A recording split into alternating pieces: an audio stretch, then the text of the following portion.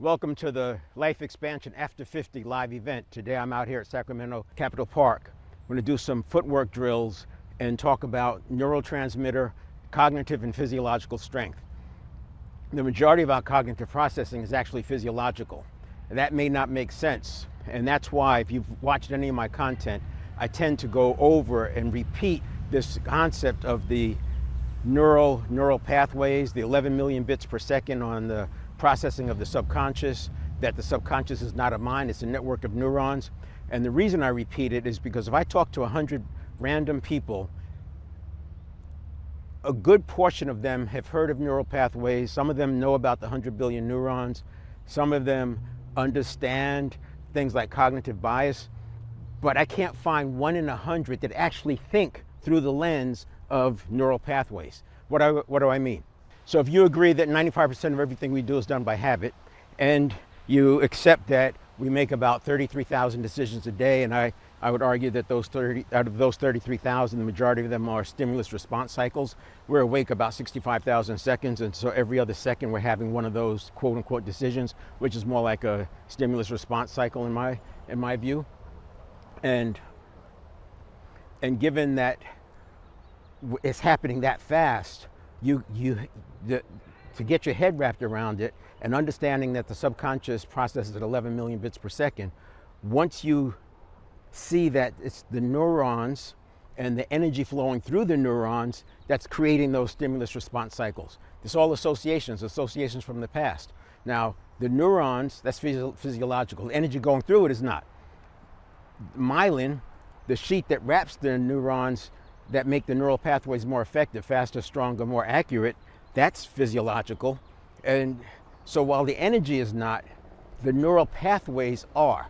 And this is why an energy is flowing through them. Now, when you look at synaptogenesis and how the synapse moves away from the inactive neural pathways to move towards the active neural pathways, and that's for efficiency, right? The body's always working to be efficient. That is all physiological, but yet people who agree that 95% is by habit, that we have neurons and neural pathways, etc., it's hard for them to think through that lens, as I was saying, that thinking, for the most part, that 33,000 decisions worth of thinking is not thinking. It's associations. Big difference. Thinking is from the conscious mind. Those things are associations. It's not the same. The reason I'm out here today doing footwork drills is because I've got to warm up a little bit. The reason I'm out here doing footwork drills is because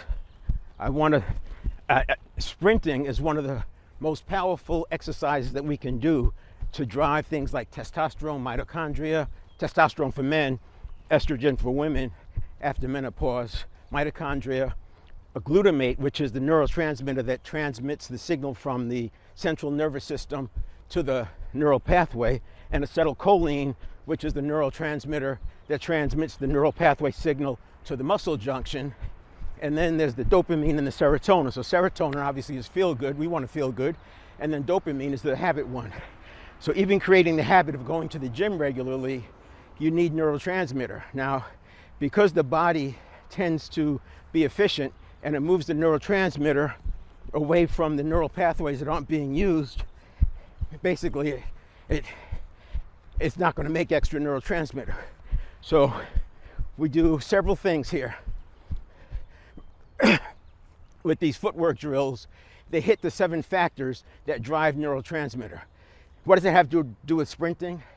It's similar to sprinting. The problem is I can only sprint once a week because it requires recovery. It's like doing a max lift. And I was stuck with that, thinking I could only sprint once a week. But now that I understand that a lot of these footwork drills do the same benefits, not to the same degree, but close.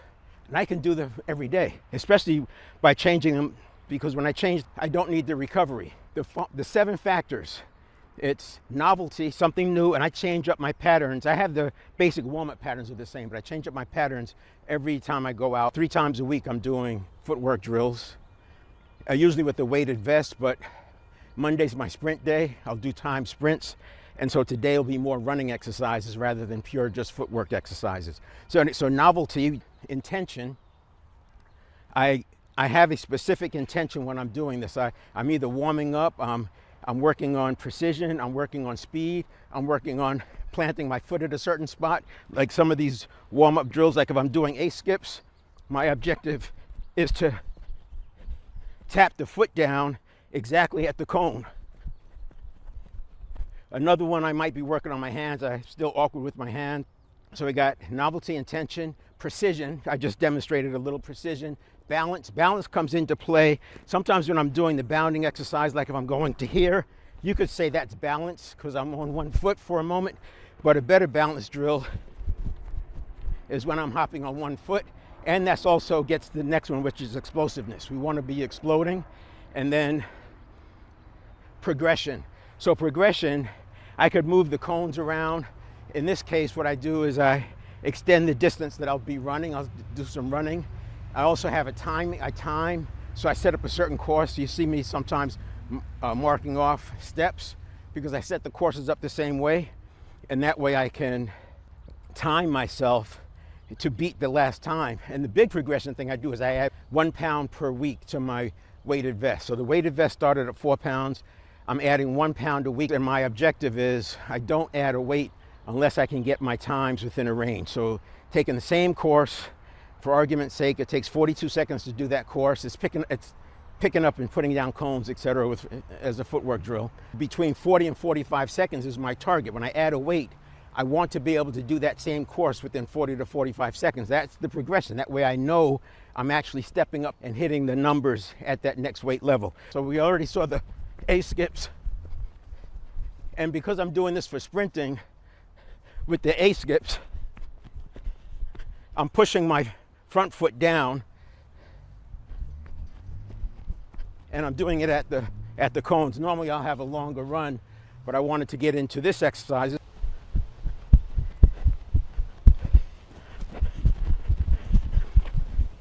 What's nice about the footwork drills is they give you instant feedback when you mess up, and that's where dopamine comes in and the serotonin.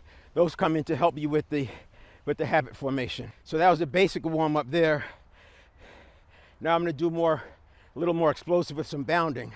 So it's the same principle, except as I go across,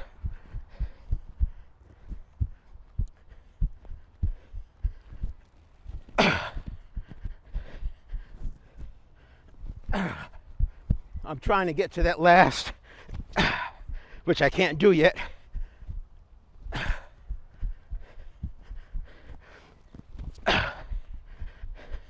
So there's a little bit of explosiveness, a little precision. Now, another warm-up drill might be high knees. So what I'm doing in the first part of the live, first 20 minutes or so, is talking about the neurotransmitter, the footwork, the novelty, intention, precision, balance, explosiveness, progression, and struggle. I left off struggle. So you saw some struggling there. I'm struggling. I'm on the edge of my ability, a little away from my ability in some places, but basically you want to be struggling on the edge of ability. You don't want to put yourself into stress mode where you're having too many failures. After I get through the footwork drills and I finish up with some short runs, then I will start talking about the mental area of the 7 fitness areas. Next week, I'll do a live and I'll talk about the physical area. But even though I'm doing physical exercise, I'm going to pull all that together when we talk about the mental area at the end. So high knees.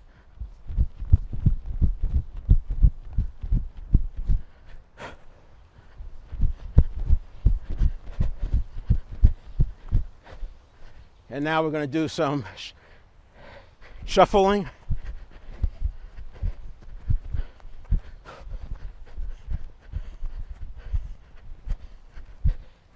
Do some front crossovers.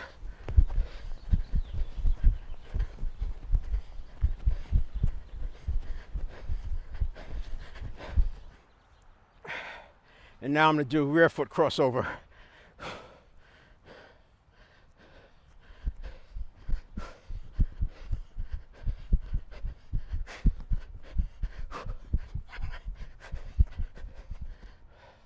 All right, so you can see I'm already out of breath. Now, what I'm going to do is start introducing some running. And you could add running to any of these drills, but I'll show you a couple. And again, I try to change it up every week for the novelty. Plus working different neural pathways. We have 100 billion neural pathways. I want to start hitting as many of them as I can. So a basic 4-cone drill is you start, you can shuffle backwards, shuffle, frontwards, shuffle, backwards, shuffle. And you can see these are very short runs. It's only 4 yards, 4 meters or so. It's helping with the sprinting. A big part of sprinting is the start. And I don't practice the start enough. These are great drills to do it. I like to do a variation of this one though, which gives me a little bit more running, and it's going to wind me even more. So I start here, backwards, sprint, shuffle, backwards, sprint, front crossover, back, backwards crossover.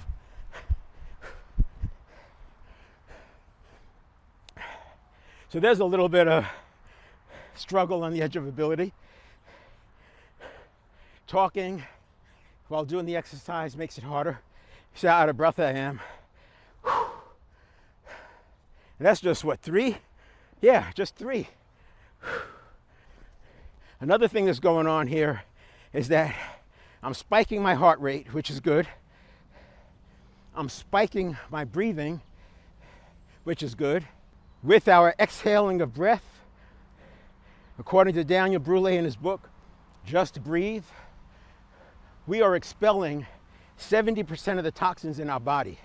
So by spiking my heart rate, I'm breathing deeper. So if you think about, most people breathe shallow in the upper part of their lungs.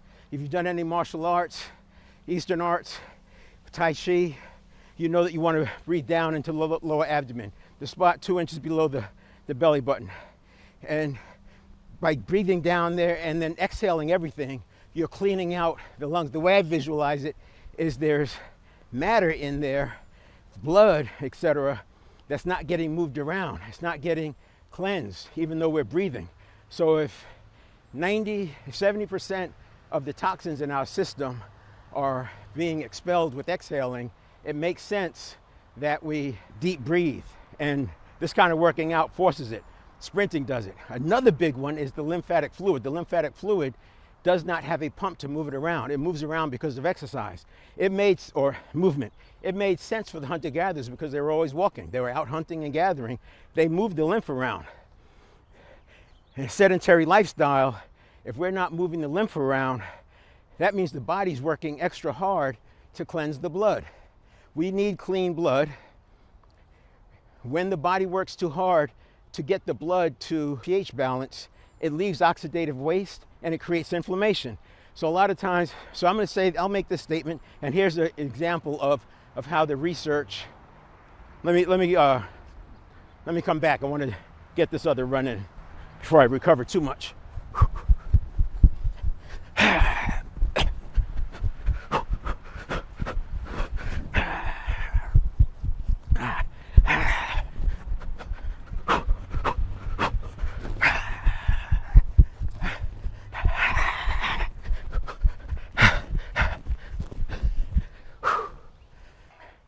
Here's an example of when you do the research, you have to be careful of these statements that say X doesn't help Y. For example, they'll say, you might read that a high alkaline diet doesn't change the pH level of the blood. It's a true statement. So in this case, the alkaline diet would be the X. The pH balance of the blood would be the Y. So the reason it doesn't impact the pH balance is because the body's doing whatever it needs to do to get the blood to the proper pH level. Following that line of thinking, when you dig deeper, what you find out is that alkaline helps us process toxins. We get more toxins out of our system with urination, waste matter, breathing, like I was saying. It cleans out some of the toxins so the body doesn't have to work so hard to get to the blood level to the proper pH. And because the body's not working so hard to get the blood to the proper pH, there's less inflammation and less oxidative waste. So X may not impact Y directly, but has a direct impact on Z, which is processing toxins. And Z, less toxins, means the body doesn't have to work so hard. Now, if you're a scientist out there, biologist, you can clean that up a little bit for me, help me get it more, because I want to be accurate from the scientific standpoint, but I also want to keep it simple enough for the people who don't care about the science part. They just want to get healthy and have a fulfilling life past 50, 60, 70, 80, even 90. So another example would be inflammation. Left to your own thinking, you might think, well, exercising causes me inflammation, because when I do deep knee bends or whatever, I feel inflammation in my knees. If I get up out of the chair, I feel inflammation. Okay, but watch this. By exercising, we're getting rid of toxins, moving the lymphatic fluid around, it's cleansing the blood. The body doesn't have to work so hard to get the blood to the proper pH. There's less inflammation in the body, which means the body has less inflammation to process, and it can get rid of the inflammation. When I started doing these footwork drills, any inflammation I had went away. And it is what it is. So again, don't take my word for it. You can Google all of this stuff and find out, do your own research, and come up with your model of the world, your view. Starting here, see, if I go there, there.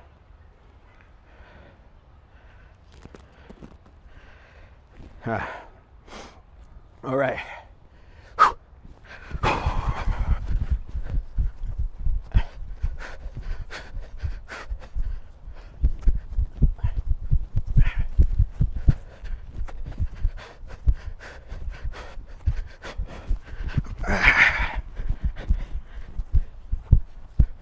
Skip that part.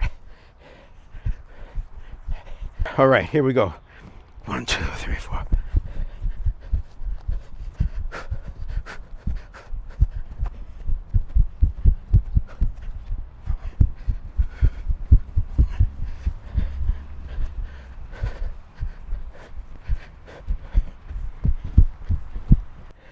Backwards. And then backwards on that's it, there you go. And then I've been talking about the cognitive piece and how the neurotransmitters is so important. The same kind of activity that drives mitochondria, testosterone for men, estrogen for women after menopause, acetylcholine, dopamine, serotonin, and glutamate. The same kind of exercises that produce improvement there also produces neurotransmitter. And it makes sense because 3 or 4 of them, glutamate, acetylcholine, dopamine, and serotonin, are neurotransmitters. So it's kind of logical that it would do that. If 95% of everything we do is done by habit, and we make 33,000 decisions a day, and of those 33,000 decisions, and we're awake about 65,000 seconds a day, so essentially doing a stimulus response cycle every other second, it makes sense that a lot of that cognitive activity is physiological. If it's physiological, it means we should be able to help it by working on the nervous system. Now, I started studying cognitive biases because I thought where I was heading with cognitive biases was to help people understand how to combat or how to neutralize cognitive biases. Well, it turned out I came up with like 3 dozen that impact us from a success principles or success activities standpoint. And that was too much. it was too much. Well, I'll just give you one example of one. So we all have heard of confirmation bias. I use that example a lot. That's how conspiracy theories work. If I tell somebody 3 things that are undeniably true, they're predisposed to believe the 4th thing I tell them, and they lock it in to where they would need 11 iterations of counter information before they stop believing me as a credible source. That's just confirmation. But the big one that gets us is planning fallacy. Planning fallacy says that we're going to overestimate what we can do next week and the week after. Even in the face of 3 or 4 weeks of missing the target, grossly missing the target, we still have a tendency to think that we can double down and that we're going to make it happen. Planning fallacy is one of the biggest reasons. It's the thing that this time is going to be different. We'll make it work this time. This time I'll get it. Everybody wants to start here. The way to get this thing done is you start with small baby steps in small increments. There's so many distractions, and you have advertisers working 12 hours a day figuring out how to get you to spend money or go here, go there, do things that you weren't planning on doing. And this will be the last one. And then we'll talk a little bit about practical exercise for managing the stimulus response cycle. So this drill is actually one of the ones that's more directly related to sprinting. Again, it's novelty, intention, precision, balance, explosiveness, progression, and struggle. I sprint, and then it's a shuffle. And then I sprint.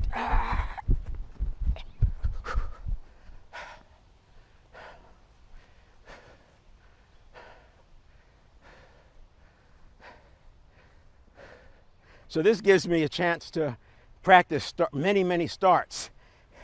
And eventually I'll start timing myself on this one because I think it's going to have a direct correlation to my sprinting pace.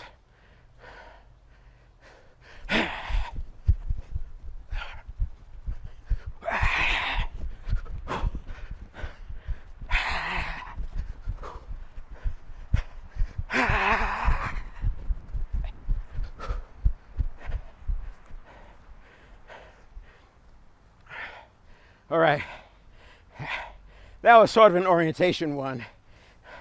Went a little bit hard for orientation. I'm going to add 2 more cones and do at least 1 more set, and then I should say 1 more rep and call it a day.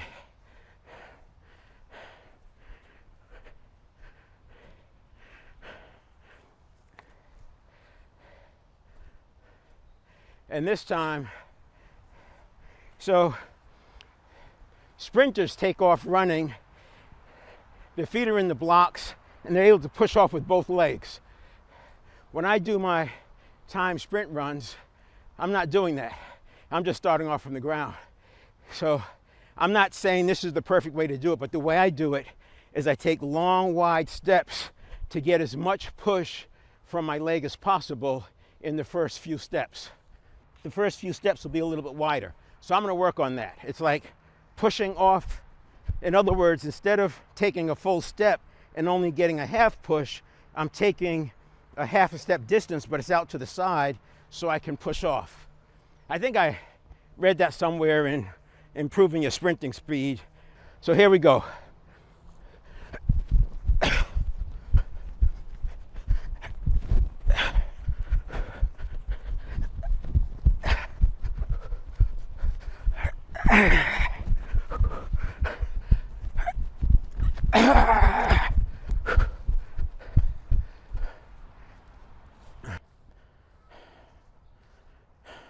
So just 1 more rep.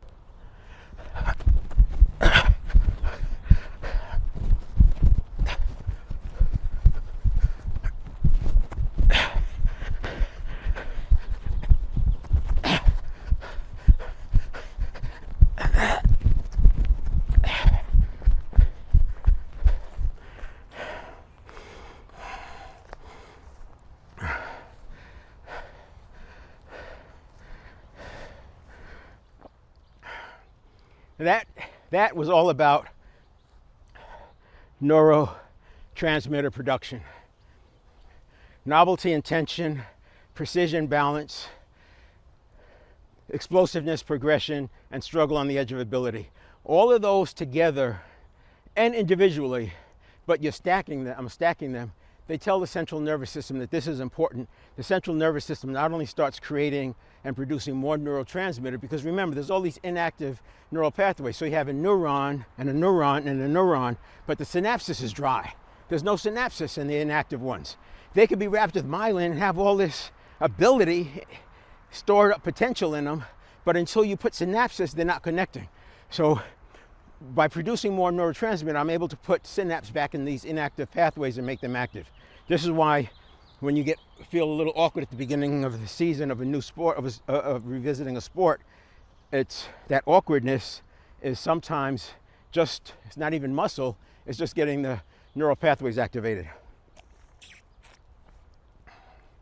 So this is all about telling the nervous system that this is important. But the other thing that happens is, and this goes all the way back to the hunter-gatherer time, right? You got to remember, you got a brain that's over 100,000 years old. So the central nervous system takes a forward look, and I'm not using the scientific terminology, takes a forward look and predicts how much activity is going to be in the future, and should it be producing more neurotransmitter to get ready for that. Well, if you are a kind of person who's taking it easy and conserving energy and trying not to go too hard and using the banister to get upstairs and using the arms of the chair to stand up so your knees don't hurt, what you're doing is you're communicating to your central nervous system that less and less and less is going to be needed in the future. And it starts preserving neurotransmitter, because the brain is a hog. 80% of our resting metabolism is just to exist, and the brain using up a quarter of it. So the brain is taking up all this energy. It wants the energy for itself. It's not going to make neurotransmitter for something that's not being used. Now, it works the other way as well.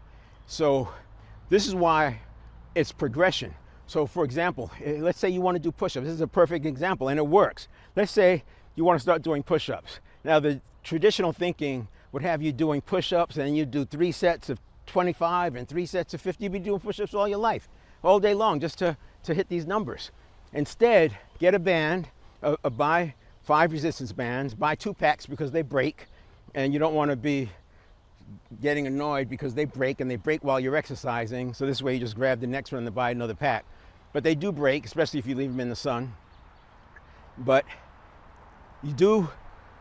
I don't care if you can do 25 push-ups, go down to 5. Just do 5 solid, really good push-ups, and then add 1 a day, just 1 a day. This is the progression, 1 a day, because it's telling the central nervous system that tougher times are coming. Get ready, step up, we need more neurotransmitter. Add 1 a day. When you get to 10, put a heavier band on, or add a band, because you get 5 and you could double them up or go to a heavier one. So it's like 1.5, 2, 2.5, whatever you want to do. And I put it around my torso, and I'll do 5, and then add 1 a day. I get to 10, depending, sometimes I'll go to 15, depending on how I'm feeling. But 1 a day, just 1 a day, I get to 10.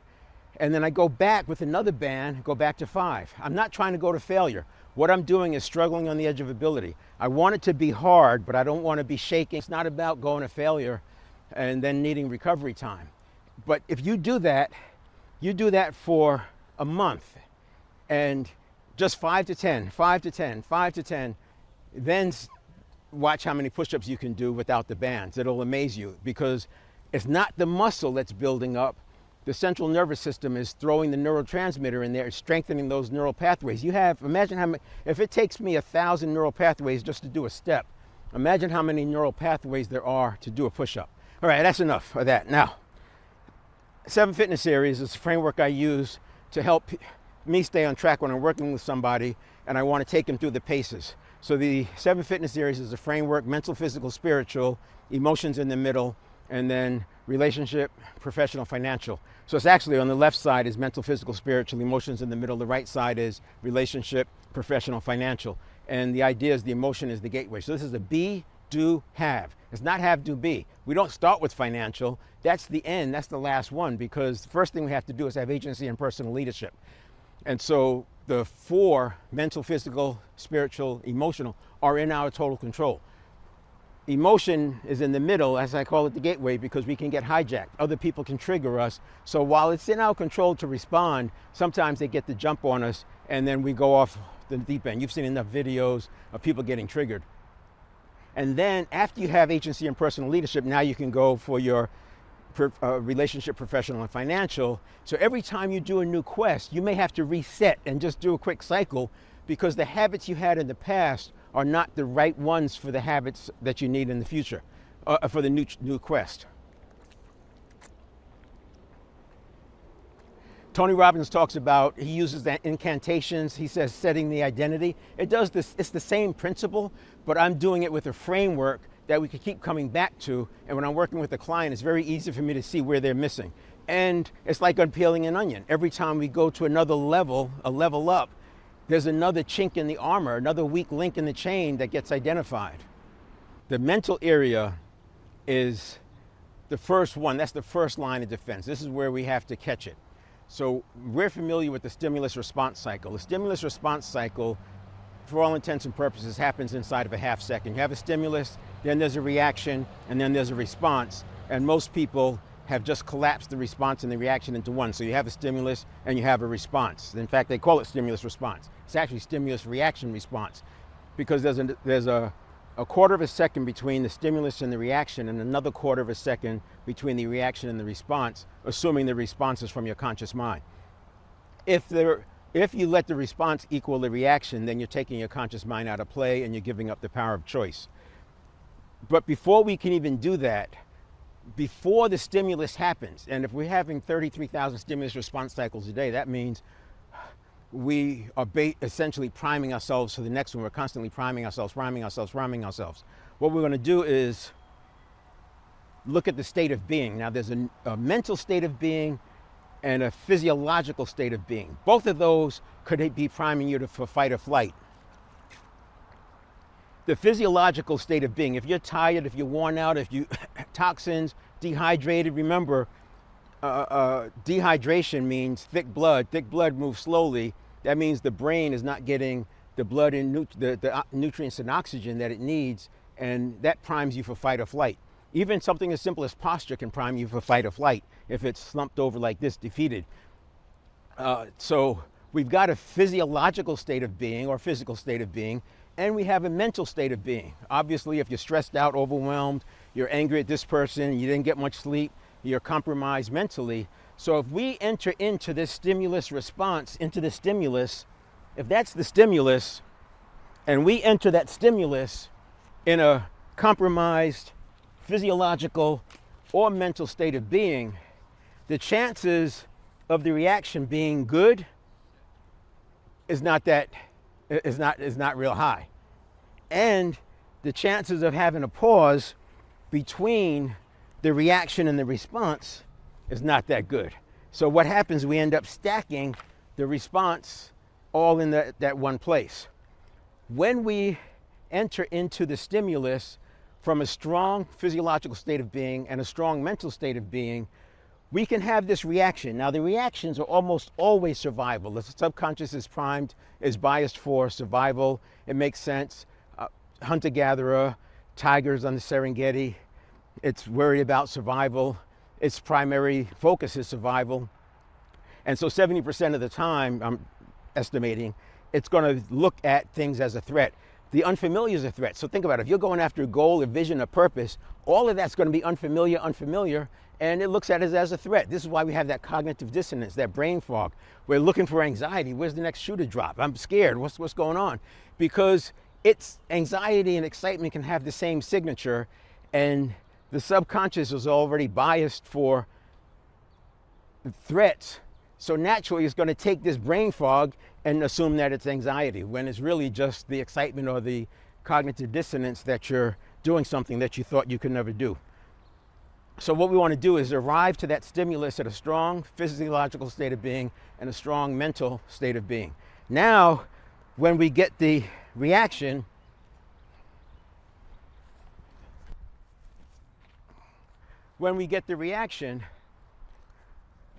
which is a survival reaction, we can also, we have the ability to pause. One, is we're not going to let the reaction be 100%. It's only a data point. It's a 20% data point because why? It's an association from the past. That reaction is a survival reaction from the past, sometimes learned from age 0 to 7. What we're doing today is completely different in my case from what I was doing from 0 to 7. So this reaction is probably not the right one. Sometimes it will be, but if I'm doing something new, I'm into a new quest, it's not going to be right because I haven't done it before. Now you can create future pace by visualizing, and you can create some associations, but out of scope. For all intents and purposes, this is from the past. What I then need to do is pause, but it's not just a pause. You know, people say, I tried that. It's not a pause. What you're doing is you're waiting for the conscious mind to catch up, and you are letting the subconscious, you can actually train the subconscious to do a quick problem solving first step capability. What's the clearly define the problem? You want the problem clearly defined before it hands off. This is all happening in a half second, from here to here. But I'm not going to spend my time here. This is where I want to talk about it. We have the pre-stimulus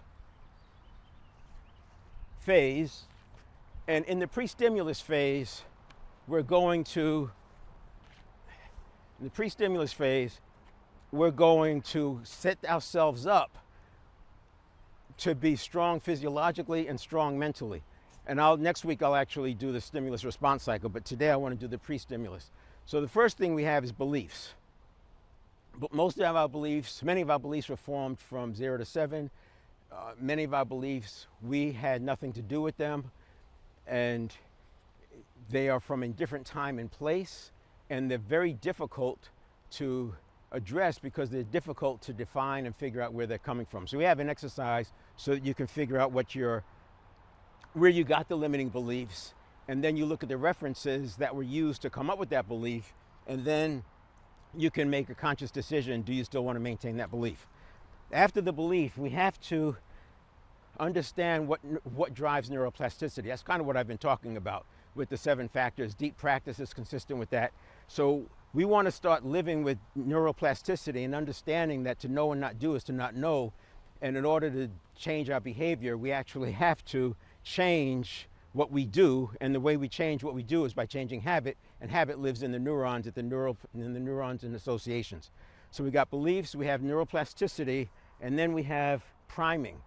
And we're being primed all the time. Marketing, if you read a sales letter online, and if you ever find yourself like reading and you're getting excited, or maybe you're shopping for something on Amazon and you're reading these things and you're getting excited, that's the dopamine kicking in. The anticipation of the reward is starting to kick in. You're already being primed to want to buy. And on those sales letters, you might even start thinking, well, if it's this price, maybe I'll consider it. If it's below this price, maybe I'll consider it. And you're getting excited and you think it'll happen. This is why so many supplements that people buy never get opened. Courses that people buy never get opened, because the dopamine was satisfied. It's the anticipation of the reward, and by making the purchase, the reward it's good. It's done. And then people don't even go back and open the supplements, and it's also why the placebo effect can work with supplements. So there are supplements out there. You know, doctors very quick to tell you supplements don't do anything. You're wasting your money. I'm not going to say that's all the way true, but I think there's some of that direct, indirect stuff going on. But also I do think that some supplements work because of the placebo effect. And then the last one is mindset. And this is about maintaining a growth mindset. But understand that a growth mindset, you can get knocked into a fixed mindset very quickly. And you can be a person who has a growth mindset, but because something triggers you, you slip into a fixed mindset. And in a fixed mindset, it's very hard to have agency and personal leadership because you don't see some of the possibilities. So we have beliefs, neuroplasticity, priming, mindset, and in the middle, I'll put the physiology, because physiology is so important. It's the neurotransmitters, it's the posture, it's the deep breathing and the clean blood. All of that has to do with the pre-stimulus. And by having a strong pre-stimulus, I now arrive at my stimulus from a position of strength, physiological state of being and my mental state of being. And now I have a shot at taking those 33,000 decisions and have them on the right path instead of the wrong path. I'll add one thing in here because I said I wanted to make it practical. So we're going to talk about this next week. But for now, if you do two things in the morning, yes, I 100% believe in rituals and routines in the morning. However, I think there's a distinction between routines that work during a project phase versus routines that work during an operational phase. My routines and rituals when I'm in project mode and creating are different than my routines and rituals when I'm in operational mode. And I think too often these rituals are put out there and people are trying to do them, and there's only meant to be done for 90 days. I remember having debates about the 90-91 versus the one thing. Both of those books, you may be familiar with them. I look at the 90-91 as more of an operational thing, and the one thing is more of a project thing. That's just an example. But here's two things you can do. First thing in the morning, you want to drink a liter of water, and you can work up to it. Start with 8 ounces and add a couple of ounces a day. Pretty soon you'll be surprised how quickly you get to a whole quart or a liter. So drink a liter of water. This is important because our blood is thick. We're dehydrated from sleeping from 8 hours without having any liquid. The brain is starving for nutrients and oxygen. The blood is too thick to get it there quickly. The brain is going to start depriving other organs of nutrients and oxygen because it wants its fix. So by drinking water, the blood thins very quickly, and you'll see that brain fog lift even before you have a cup of coffee. Just sit there and for 5 minutes, just practice slow breathing. You could either do box breathing, 4 counts, inhale, hold that for 4 counts, exhale for 4 counts, hold that, exhale for 4 counts, and then repeat. So that's going to give you 4 breath cycles a minute. Box breathing is great. Something even easier, you can start with 4 counts in, 4 counts out, and I would challenge you every day for a week, just add 1 count.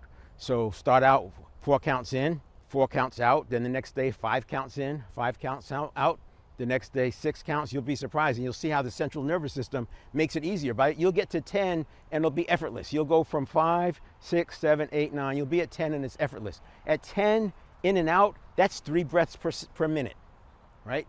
10 counts in, 10 counts out. That's 20 seconds. That's three breath cycles per minute. By practicing that, what you're doing, remember the stimulus response?